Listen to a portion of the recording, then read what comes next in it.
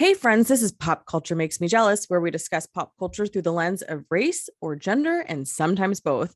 I'm your host, Julia Washington, and on today's show, I'm joined by Leslie McNabb, and we are discussing the cult classic, My So-Called Life.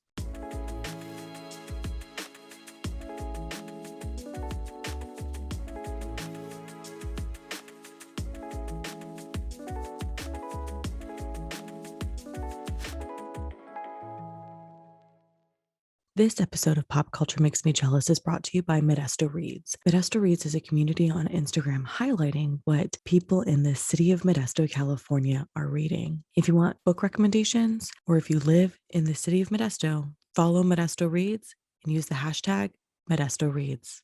My So-Called Life hit the airwaves on August 25th, 1994, and starred Claire Danes, Wilson Cruz, AJ Linger, Jared Leto, just to name a few. But before we dive into the summary and discussion, I want to introduce you to my guest. Leslie McNabb is a child of the 80s whose dad once got her a button that said raised by television. She loves pop culture and getting a glimpse into the lives of others through art and story. Leslie is also the owner of Rise with Recovery, is a leading holistic self-care and relationship recovery coach.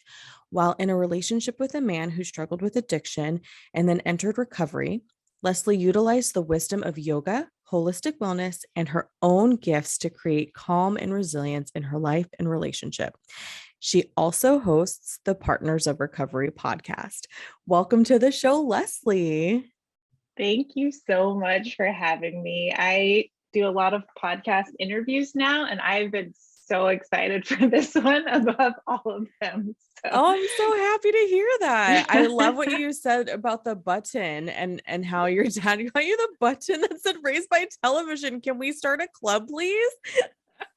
I know, it's like, is this kind of insulting you, Dad, or is it insulting me? Like, what? What of this? But also TV was so good in the 80s and 90s. So like, I'm not mad at it, right? It was. I mean, my whole social calendar was like, my friends knew, don't call Leslie between 8 and 10 p.m. because she's always watching something. So yeah.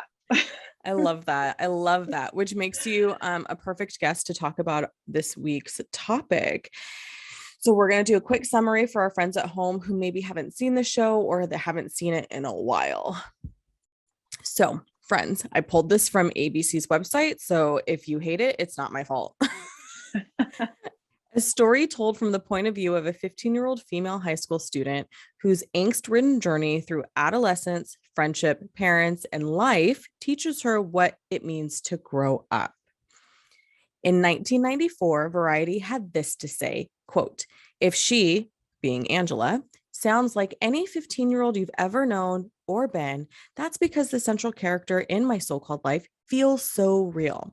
Like many adolescents, she and the series can be off-putting at first, but it doesn't take long to develop a deep attachment to her, end quote.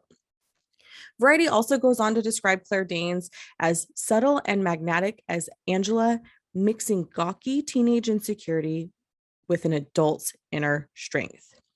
In 2016, staff writer for The Atlantic, Megan Garber, penned an article titled What I Learned from Rewatching My So-Called Life as an Adult, where she examines how the quality of the show still holds up after all these years. But a paragraph in the article stuck with me. Quote, to be a teenager is to be a simmering mix of arrogance and anxiety and agony and joy, even more crippling self-confidence. It is often to feel that all the beauty and hurt and knowledge the world has ever known can be summoned and captured through one look from the person you like. It is even more often to feel that anything that is not a look from the person you like is offensively trivial. My So-Called Life was original at the time, a concept that deviated from the traditional high school stories. Even though Angela is the center of the show, we see her friends, her parents, even teachers experiencing their own angst and anxiety. So we're going to start at the very beginning with, what is it about this show that drew you to it? Well, I was 15 in 1994. So speaking of my dad, he's going to get a lot of shout outs apparently, but He found it. He used to highlight the TV guide that came out, the paper TV guide. I miss the paper TV guide so much. And he would highlight different things and pay attention to what was on. And, he would record things on the VHS and saw that this was coming out and just said, hey, you might want to check this out. And it became something that we all enjoyed watching. And I just think that, first of all, it was only one season long, which is heartbreaking and also awesome at the same time, because it didn't have a chance to like kind of dry up or get stale or whatever. And it also just left us hanging and wanting to know more. And so there's that. It's kind of like a little unicorn. It's just, I think the show wasn't afraid to touch on anything that could be coming up in a teenager's life and an adult's life, and it even showed some humanness to the teachers, from substance use to sexuality to like just everything. So I think that about it was really what kept me coming back for more. Yeah, I had forgotten because I rewatched it obviously to prepare for our conversation. I had owned the VHS box set, but not every episode I don't think was on the VHS. I don't know, maybe they were. I don't remember. Anyway, and I had forgotten how it felt so honest to have these conversations. Like I don't recall a TV show prior to that about teenagers being so honest about being a teenager. I mean, we had movies like, all of John Hughes canon sort of went there, but not in the same way, because the lead's female and she's actually a teenager and she's genuinely like experiencing these emotions. And you just kind of feel like no one's letting me talk like this, but the show is talking about it. And I also maybe felt that way too. Like, what? Yeah. Yeah. And the combination of the music, the fashion. I have the DVD box set, and the extras or the behind the scenes, they talked about how each of the characters, each of the cast members had a closet, like a wardrobe, and they got to kind of mix and match their clothes and like wear what they wanted to wear. And so I feel like it was more real in that way, and that they got to kind of express themselves or kind of define what this character would wear. The conversations for sure, just like things that we were not talking about in my household, but we're all sitting there watching it together. So it was interesting. Yeah.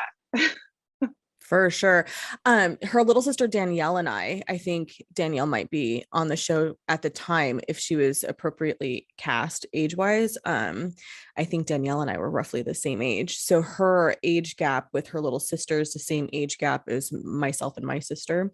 And I didn't pick up on that until this time around. And I thought, oh my God, like, why? Like I always thought I was more of an Angela, and then watching it this time I was like, no, I'm 100% a Danielle. They're all telling me to leave the room, they're all telling me to go away. Like I'm standing in front of everybody being like, me, and everyone's like, no, we're busy with Angela.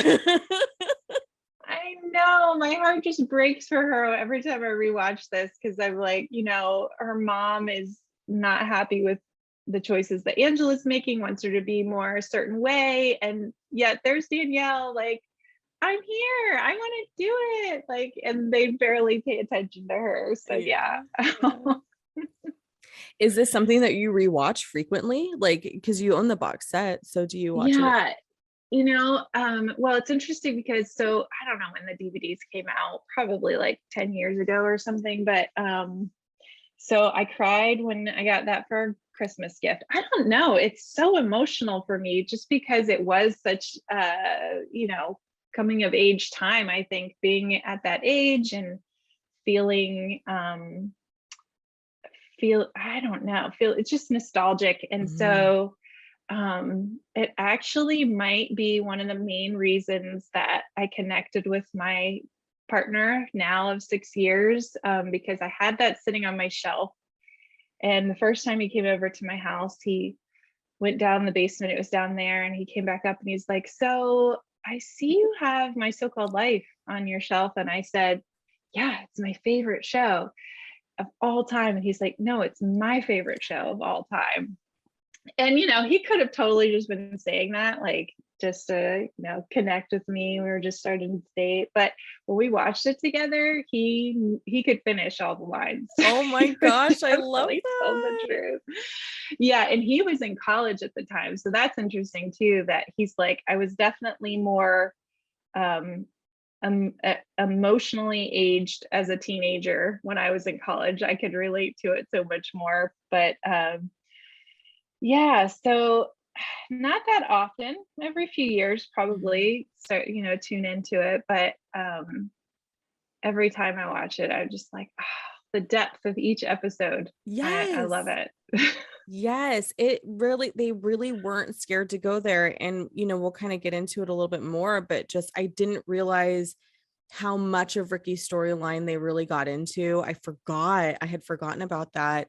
And just how much they Mhm. really get into the mom and dad relationship. Like they were not scared to be like, we're going to show, like, yes, Angela's the main character, but we're going to show the world around her too, because that is influencing and informing who she's becoming. And I loved that. And I just can't really think of TV shows, network TV anyway, that they don't really do that as much anymore. And I just think that's really interesting. Like sitcoms kind of to an extent, but not in the way that they were doing My So-Called Life.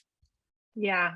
Like I said before, it's kind of a unicorn. It just it can stand the test of time. And it's just, yeah, I don't know if I've ever had that experience with another show, Mhm. um, like with this one. Yeah.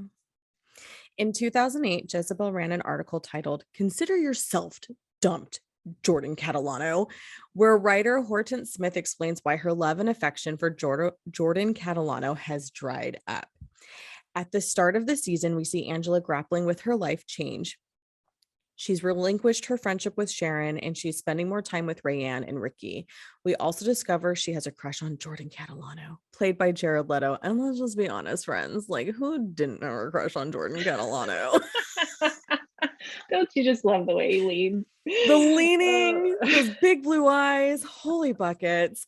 The dreamy, moody, and complicated-ish boy who intrigued Angela is the Jordan Catalano.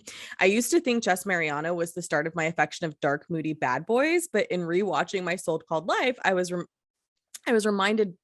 I remembered being 12 years old and crushing so hard. It's just not healthy. He wasn't very smart in school, a little bit lazy, but man, when he looked at Angela, whoo, when he leaned, yes, please. I blame him for wanting someone to look at me like that. And the lean, we just can't talk enough about the lean. And it's in other movies and TV shows too when characters do it. And I'm just like, that's a good move. Thank you. But in this television reality, he looked at almost everyone. Nope, that's not what I was saying. But Angela was so aware of her feelings and emotions, it was poetic at times. All too often, teenagers aren't portrayed with depth. The 1980s Brat Pack changed the narrative, but My So Called Life truly kept that narrative going. A 2007 New York Times article titled A Teenager in Love So Called had this to say. Television gives us teenage lust exercised or teenage lust repressed, but rarely does it evoke the way young people translate their carnal urges into something they understand as a deeper, abiding affection. Throughout the series, Jordan and Angela have this back and forth, and I believe it's in episode 7 titled Why Jordan Can't Read. The two finally have feelings at the same time. Throughout the rest of the season, a whole host of things happen between the pair. So I think we should start at the very beginning with them. What was or is your impression of the relationship? How, if at all, did Angela and Jordan contribute to your opinions about high school love and relationships in general? Ooh, Because yeah, they there's a were really lot to back that. and push and pull. And it was like, I forgot how heartstringy it was for Angela until I rewatched it. Yeah, I think, at first it's hormones, right? It's teenage hormones. And like you said in that introduction about, or one of those introductions about like a look from anybody else is just not important. It's like when you have that attraction towards somebody, just forget about everybody, everything else. And, it was like started out with this fantasy, but it seemed like she didn't feel that self-worth that, like he's not going to look at me, that kind of thing. At first, it was just like this pure fantasy. He's very dreamy, as you said. And yeah. And then you're kind of like, maybe there's not that much to this guy. Like I think that article that you read, or you read a quote from, said he's just high all the time. That's what it really comes down to. I'm like, oh yeah, that's what it comes down to. Yeah. But then yeah, that episode where you find out that he can't, or the one before that he can't read, and you're like, oh my gosh, this like explains so much more about him. Like he's struggling to be there every day, and we never really know what's going on at home. And so you kind of like go back. I feel like I went back emotionally back and forth, like, oh, you're too good for him, don't let him treat you that way, to like, oh yeah, I can understand why your heart is opening up for him and you're finding out more about him and he's kind of letting you in. But yeah, it's a tricky one. Yeah. Because there's that episode where they meet in the boiler room to make out and he doesn't want anybody to know. And like that feels like that doesn't feel good when your fantasy finally kind of becomes a reality and you're just like, this is so great. We're making out in the boiler room and we're laughing and we're having a good time. And then you say, I can't tell anybody. Like, this does not compute. Like, what is wrong with me? But it's not her necessarily. It's him. It's his issue. It's his, he's worried about his reputation and he's not confident in, how they would be perceived together, which is just so sad because like you said, you kind of go back and forth between the whole, like, she's too good for him. And I don't know. That would have made me mad. I'd have been like, you don't want people to know that we're hanging out? Like, what? And then, if people haven't watched it yet, I hate to give away all like those special moments. So I'm just going to say, like, he does redeem himself at the end of that episode. And then you're like, okay. So yeah, it's kind of that push pull of like, oh my gosh, I don't want you to do this. And then like, you're a teenager. This is what you got to kind of live and learn and experience this. And yeah, maybe there's not a lot of depth to him, but maybe you're going to figure out your own preferences and, have your own experiences with him. So I kind of like looking back now, I'm like, yeah, have that experience. Just, be aware that it might not be the forever deep love that you're that you're meant for, Angela. Right. And it's so hard to think that far too when you're 16, 15, 16, where you're just like, this is going to last forever. Oh my God, I'm so happy we're going to last forever kind of thing. But you don't always necessarily realize like there's a whole life still waiting to happen for you. Don't get boxed in, which is, hard for some people, I guess. Yeah, for sure. I mean, I remember I had a crush on somebody. I called him tall, dark, and handsome in high school, and only my best friend knew. And I would like go. He worked at a pizza shop, and we would like go and drive and just like look in there and like, but never go in. But then, turns out there wasn't that much depth there either. Like once I actually had conversations with him. So sometimes things are best left from afar, like admire from afar. But as a teenager, you just get in those, I don't know, those hormones and you get attracted to people and that's what it's all about. Yeah. Yeah. Cause her relationship with Brian Krakow, they have like these really great, they bicker a lot, but he's kind of on the same intellectual playing field as Angela. So they can get into these conversations and it's more than just it's more than just brooding, because Brian can express how he feels and what is going on in his mind. Also, probably because both of his parents are like they're Right. psychoanalysts or something like that. So Yeah. of course he's like probably been forced into having to have these conversations and be well developed sort of in that way. But they do have a little bit more substance when they are speaking to each other, Angela and Brian, and you can see the difference between her relationship with Brian and her relationship with Jordan, because Jordan's just kind of like that shiny toy, but I don't think she realizes that he's also kind of a shiny toy, because again, the hormones play into that too. Like, Mm-hmm. I'm definitely distracted by beautiful men. Like, and I'm a grown woman and I'm still like, I need to Google, make sure that person is over the age of 21. Like if it's a celebrity on TV or a movie, I'm just like, that person's cute. Let's make sure you're an adult, because casting's wonky and sometimes they'll cast, Yes.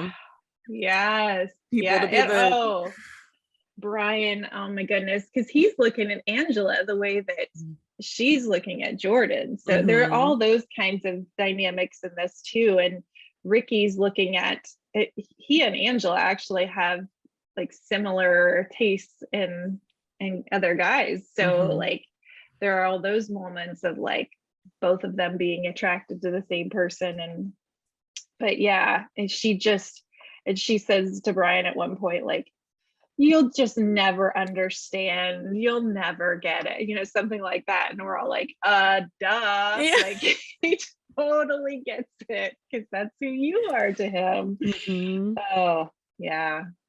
And to be like this nerdy type of guy to watch like any girl that you have an affection for, friendship or romantic, to just sort of fall off for this type that they tell us, I don't know if your parents did this, but we definitely had conversations in our house about like, that boy's not going anywhere. Well, not with me, my sister. I didn't date in high school. I thought it was stupid.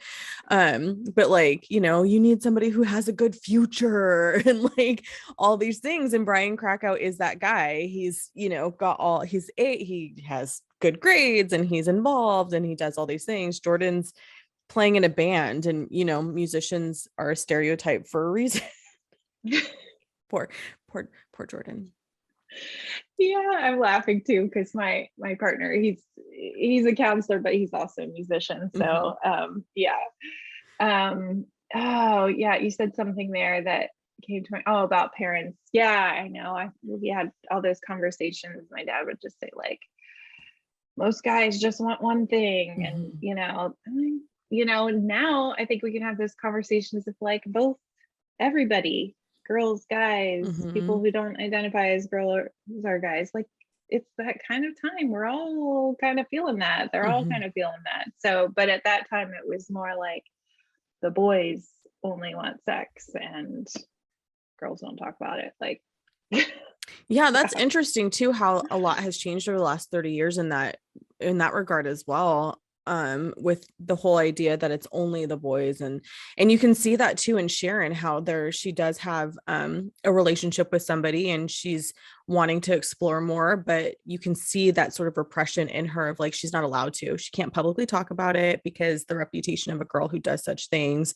even though she's in like what we perceive as a committed relationship in high school, she still has that fear and worry of like, I'm not allowed to want these things or like these things because society or my peers are going to say X about me if they find out. And then you have Rayanne, who is like wanting people to think it's her. The rumors, like she wants the rumors to be about her, even though they're not, and likes that attention and wants to be seen. And we get to see all the behind the scenes, like we get to see her relationship with her mother and kind of that abandonment or neglect in ways of like wanting to be seen, wanting to be like she doesn't have a relationship with her dad, and so she craves that out. So yeah, I think that's interesting how you see kind of the same issue but in different perspectives through the characters. Yeah, the writers did a really good job with that too. I think when I look back on my time watching television from the 80s and 90s, and I'm seeing all these, sort of pro femme things that you didn't realize at the time were revolutionary because you have such little life experience. You don't necessarily remember like the repressive television of the 50s. Um, and when I look back on that, I realized like, oh, a lot of the stuff that I feel about equity and equality and just female power comes from some of these shows because they're showing it in a way that had never been seen before. But I didn't know it hadn't been seen before. I just thought that was normal because I'm alive at the same time as the show is existing. But the creators of the show remember a time when these things weren't allowed to be discussed on television. Yeah, and even the parents, the roles that they play. So Patty owns the family business, and then Graham, the dad, works for her, Mm-hmm. and so that's a little bit different, stereotypically, especially at that time. And so you can kind of see the roles kind of shifting in what the traditional way is, and how they might look a little bit different. And this show definitely addresses that, which I Mm-hmm. love. I do too. And we'll get more into the family dynamics in a little bit. Yeah. Hey, friends, did you know that I have spoken about representation in media and literature other than just on the podcast? I've been booked to speak at company meetings, panel discussions, voiceovers for commercials and video narratives, and to moderate discussion panels. To learn more about how you can book me for an event, just shoot me an email. popculturemakesmejealous@gmail.com. Use speaking engagement as the subject line. Looking forward to working with you. The show is often praised as being one of the first to host an openly gay character, Ricky, as part of the ensemble. Not only did he have depth and insight, he portrayed more than a stereotype. He was fleshed out and fully feeling, confused about life and how he fit in. Rayanne and Angela loved him and accepted him. And in any TV reflection docuseries, you will see that Ricky, played by Wilson Cruz, is a huge part of that shift that began in the 1990s around gay characters. Earlier, I mentioned Angela's relationship slash friendship with Sharon. Sharon is Angela's lifelong friend, and in sophomore year, they've grown apart. Angela's dyed her hair and is dressing differently. She's made friends with Rayanne and Ricky. The pair could not be more different from Sharon and Brian. But as many reviewers noted since 1994, My So-Called Life captures the angst and frustrations of teenagehood in the most authentic way. And there's something about being in high school, restless and wanting to try something different. Angela Chase embodies this, navigating her new life while her old one is still very present. By the middle of season one, all of these characters are friendly, which enhances the dynamics of the show. So I kind of want to talk about the friendships on the show because that line that Angela's walking between her old life and her new life is really hard. And I think, in my opinion, My So-Called Life kind of it does a really good job at showing you how to toe that line and saying it's okay to screw up because you're a kid. But do you have like a favorite friendship duo or pair throughout the series? And then tell me a It's little bit. so Yeah. hard. It's so hard to have a favorite. Well, first of all, I just want to say Ricky is my favorite Yeah. overall. I love Rayanne and Ricky. I bet those were, great roles to play. Mhm. But he's just pure love. And I love the way how he describes who he is in Mhm. different scenes, and like the whole thing about him feeling comfortable in the girls' bathroom and kind of talking about that. And he says like um deep dive into his life, as you said. But um friendship duos, I kind of love how the friendships start to happen through like this new connection that Angela has with Ricky and Rayanne. And Mhm. then you start to see different pairings throughout the season of like different people together. And eventually you have like Ricky and Brian hanging out, and you have Rayanne and Sharon hanging out, and like these different, I just love seeing how different friendships form more than Mhm. having a favorite overall. I'm trying to think what um I don't know. I mean, I Yeah. guess I feel like Ricky and Rayanne, there's like codependency there a little bit, Mhm. like with him having to take care of her and like Yeah. that sort of thing. I don't know if I could pick a favorite. Do you have a favorite? I put that down and I was like, shit, I don't think I can answer that question myself.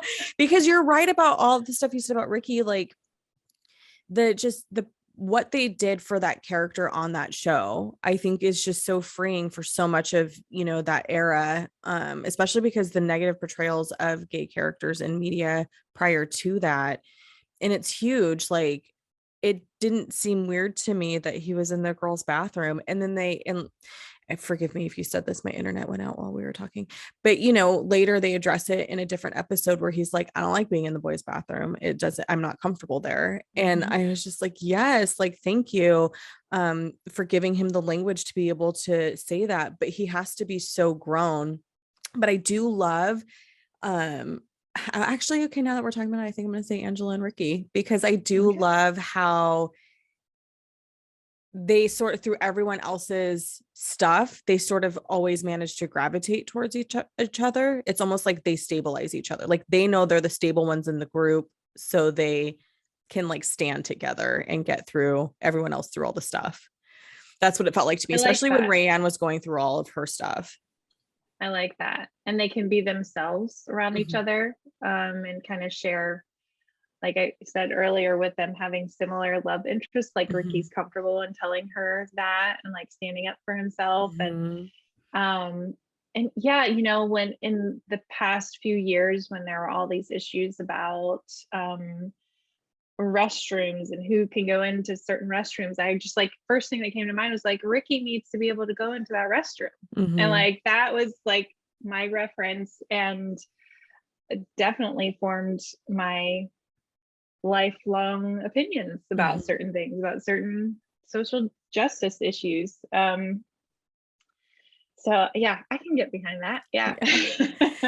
And I love how when I also love how they weren't afraid to show his hardships.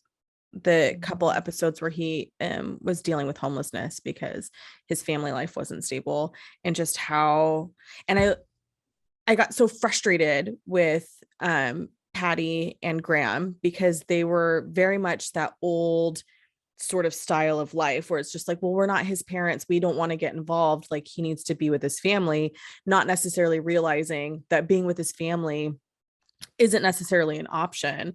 And when that teacher comes in and sort of gives them this speech about like, how could you turn away a kid? And when I think about how I raise my son now, and he talks about friends who might have hard times with, their parents, and it's like, well, I don't want to get involved with their drama, but I also don't want them sleeping on the street. So tell them to sleep on the couch if they need a place to go. And I didn't realize that, like you said, the forming of the opinions, I didn't realize that maybe that's where that came from for me, because watching this teenage kid having to navigate a very real world in that way is just so, it's more heartbreaking now, I think, being an adult with teenagers than at the time you are a teenager. Yeah. Yeah, I know. I saw just locally a mom post that her daughter was missing on Facebook and asked if anybody had any information. And so, I had that conversation with my daughter last night, and I was like, if you see anything with that notifies like where she might be or anything like that, please just let me know. She's like, I don't really know her, but I've seen her before. And so, these issues that are still, they're still present today. And this was like the first glimpse that I had, that I feel like I was aware of these things happening, because I came from a very privileged household, which I feel like, Angela does too, and doesn't realize it. For, everybody else is kind of looking, and I know we're gonna talk about family, so I can wait, I can hold it. Okay. Yeah. And then the last thing I wanted to say was just showing the fear of the teacher of the teacher bringing Ricky home, because then his life would be, quote, found out, and that fear of being fired. Like, I forgot how prevalent that still was in the 90s, because now there's so, especially in California, I'm not sure about other states, but there's so many protections now. Like, you are considered a protected class if you're under the LGBTQ umbrella, and that is no longer a fireable offense. And so it's just, it's nice to see how far we've come, but also it's a reminder of like, we still have so so far to go. Yeah, I remember being out and going to the movies with a friend, and I saw a teacher out with her, what I now think was her partner, and she was just very like standoffish, kind of like, oh hi, and then just like kept going and didn't really want to engage with us. And later on we're like, oh, I think that was her partner or her date, or but yeah, at that time people could be fired for that. And I feel like it wasn't that long ago. I haven't heard anything recently, but people being fired in private schools and that sort of thing. So yes, like I said, there's just like so much depth in each of these episodes. Yeah. Yeah. Yeah. Hues by Jules offers custom artwork and original prints, specializing in watercolor, focusing on the human form and different shades of skin. If you're looking for that perfect gift for a birthday or have a special memory you'd like to commemorate, visit Hues by Jules on Instagram or find the Etsy shop of the same name. That's Hues, Hues by Jules, Juls. Angela's relationship with her mother is tense. Patty Chase, played by Bess Armstrong, is a beautiful and delicate, elegant, and oftentimes vain woman. As a 40-year-old woman raising a family in the 1990s, Patty is fighting what she believes her daughter should be, or even once was, and what her daughter is becoming. Angela sees her mother's vanity and believes that she herself is not beautiful like her mother. Patty is constantly offering suggestions to her daughter, which feel like criticism and judgment. And honestly, watching it again, I was like, yeah, it Oh feels like yeah. criticism and judgment to me too. It does. All the while, Danielle is clearly the daughter that Patty wanted Angela to be. She's bubbly and fun. Not that Angela isn't, but all the wonderful things Angela and Patty did together, Angela no longer wishes to do. And rather than spending the time with the daughter who would enjoy it, Patty fights the change. We see the entire family, what it's like to be the children when the parents aren't around, what it's like to be the parents when the children aren't around. So, I want to talk about what your thoughts are on the portrayal of the family dynamic in this show, and then that relatability factor as well. Like I was starting to say there a minute ago about how it seems like everybody outside of the family looks to this family as like the ideal. And Mhm. like Brian not having his parents there a lot, like they make him very independent and they're not involved as much. And he like looks at Angela like, you should be lucky that your parents are here and want to spend time with you. And Rayanne looking at the family like, you have a dad who cooks for you, and like I would love to have that. So I feel like this family is um has all this privilege, doesn't realize it. And and I think that's kind of like what comes up for me in my own work with privilege, and that like you don't always realize it sometimes, like you don't always realize the privilege that you have because you're struggling too with different things, and there are each of the characters in the family has struggles, and so you might not recognize right away that you do have these different Mhm. privileges. But um yes, I am very triggered by Patty, and I think it's because I can relate to her because I am more like rigid with rules, and like that doesn't seem safe, or that's like against the norm, even though like I don't want to be Patty, but I know I see her in me sometimes, Yeah. as far as like keeping my kids safe and that sort of thing. Hopefully not judgmental. I don't want to have that, but um And it's hard yeah. because Patty doesn't think she's being judgmental in her delivery, right? And so, but the episode when her mom comes to town, you see where she gets it from. And you're just Yeah. like, okay, let's break the cycle, ma'am. Like, come on, let's break this cycle. But it's hard. It's hard because she thinks she's being helpful to Angela. And Angela's just like, this is just making it worse. You're just like, Yes. oh. Oh, for sure. Yeah. That we can all hope that we do a little bit better in certain things than our parents, and, have more open minds and that sort of thing. But, um, yeah, you can see just those family dynamics of like wanting to have family dinner and that sort Yeah. of thing that um Angela's like, why do I have to do this? Yeah. And other people are like, you need to do that. Like, you're so lucky to have that. Yeah. Yeah. Um, Especially when you get a better glimpse into Rayanne's life and like the first introduction of her mom, she's drinking and she's probably a little buzzed. And you're just like, for me, my parents didn't drink in front of us really, unless it was like a holiday or something like that. My dad just never touches the stuff, but my mom, she likes wine and margaritas. But we were adults before it was like, we're having wine at dinner. I think when my brother turned 21, he's 7 years older than I am, is when my parents like started incorporating alcohol into like holiday meals and like family time. And even then it wasn't very much. And it was when all of us were 21, they were actually like, there was more of a um we're gonna have red wine with dinner kind of vibe that was never part of my childhood at all. So seeing that with Rayanne's mom, it was just like, wow, that's crazy, or that's wild. And then when I became a parent myself, it was very ingrained in my head of like, you don't drink around your kids. Like I remember very clearly my son's dad and I had a fight about the first birthday party because we didn't have alcohol birthday parties for children. That was not my family. We had a fight. He was like, we need to have beer at the party. And I'm like, it's a 1-year-old's birthday party. Like, do you understand where I'm coming from? This is not my norm. Like, we don't do that in my family. We're not having alcohol at a 1-year-old's birthday party. It was like a solid day. We were mad at each other about this whole, will we have beer or won't we have beer?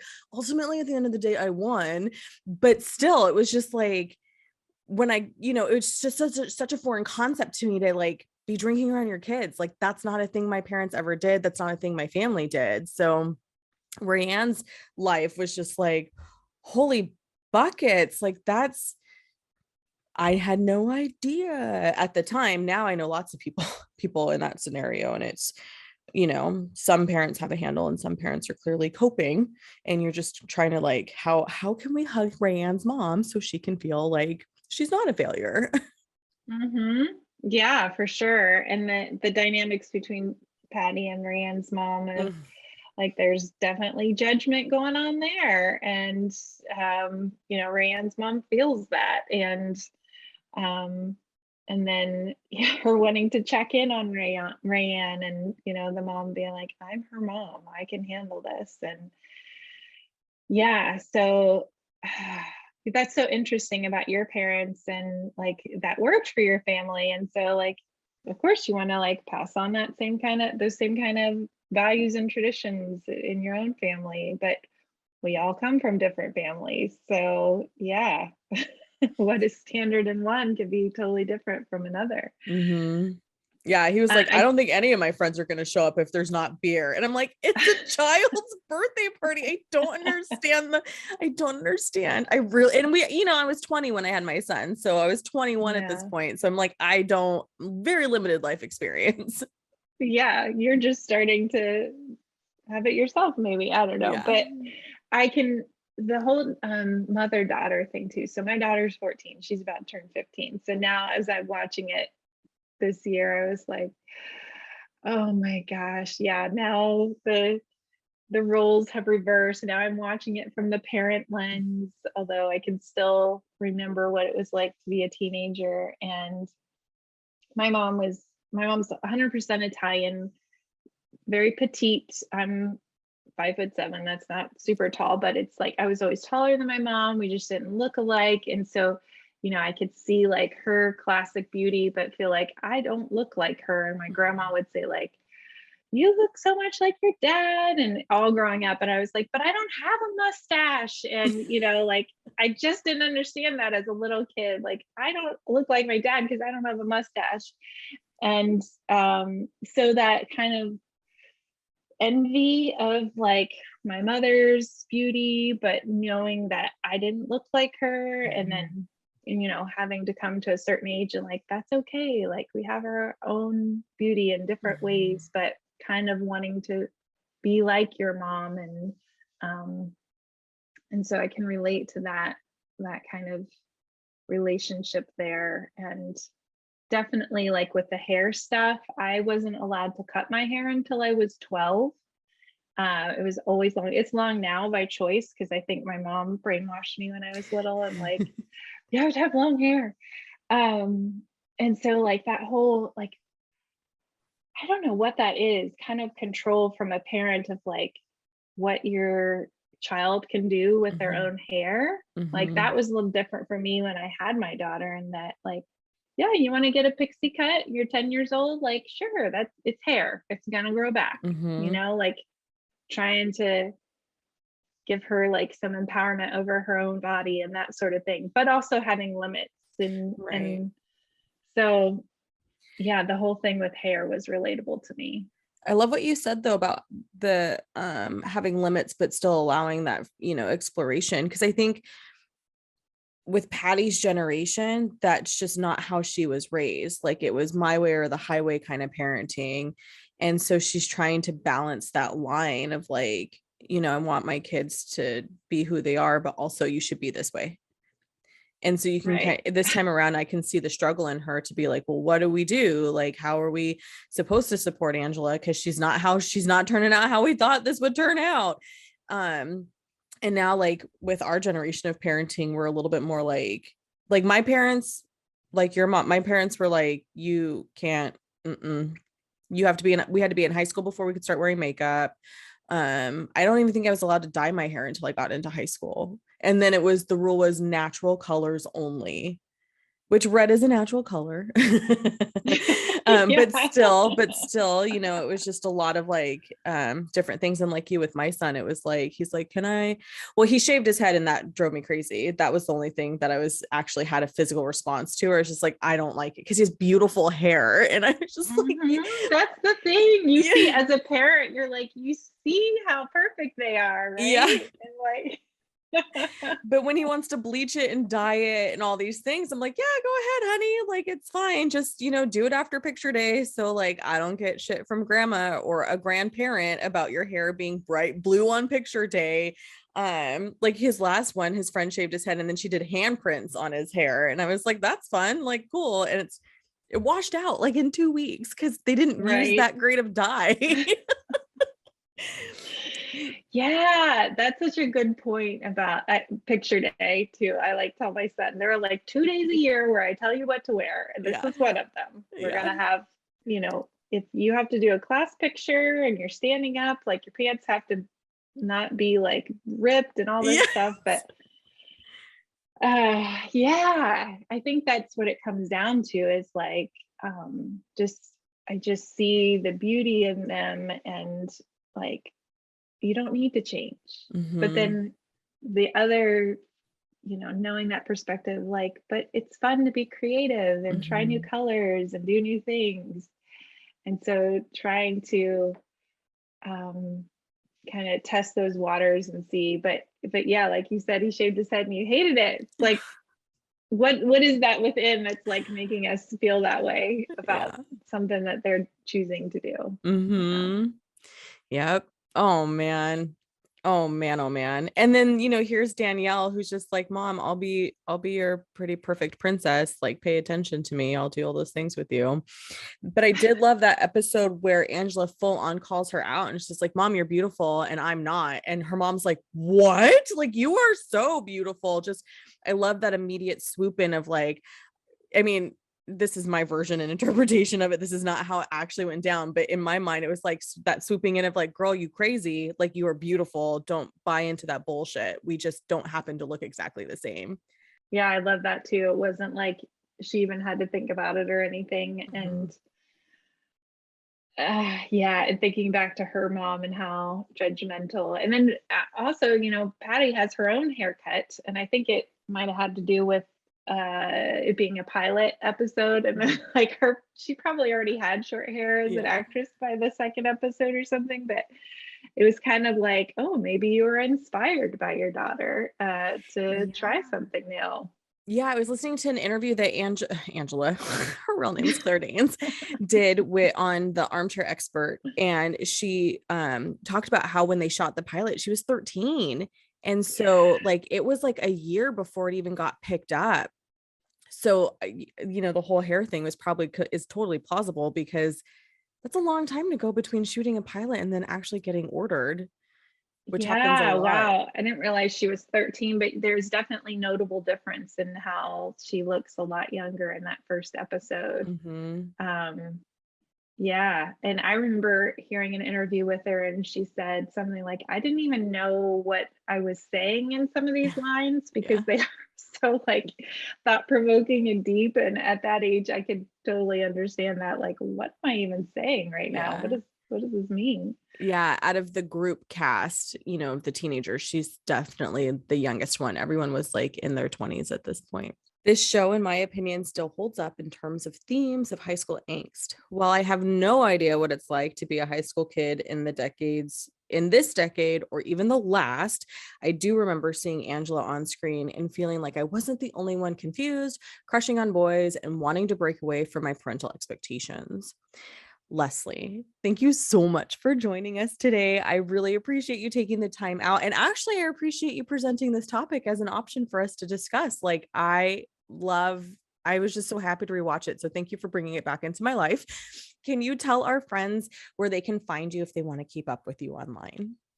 Yes, thank you so much for having me because just having a conversation about the show, it just doesn't happen that often for me because, like some of my friends watch it, they always associated it with me because I was obsessed with it. But like I'll even bring it up to somebody and they're like, oh yeah, I kind of remember that show. But having like an actual conversation about it, besides my partner, he'll talk about it anytime now, which I love. But um I just really appreciate being here. So thank you for having me. And yeah, so I'm a holistic relationship coach.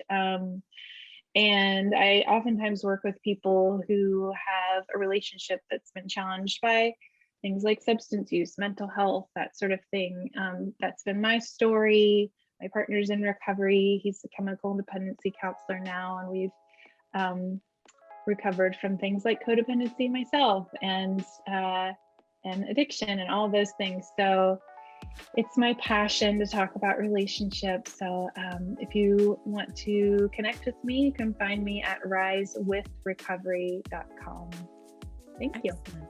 And we'll link it in the show notes for all of our friends listening so they can take a look at your site.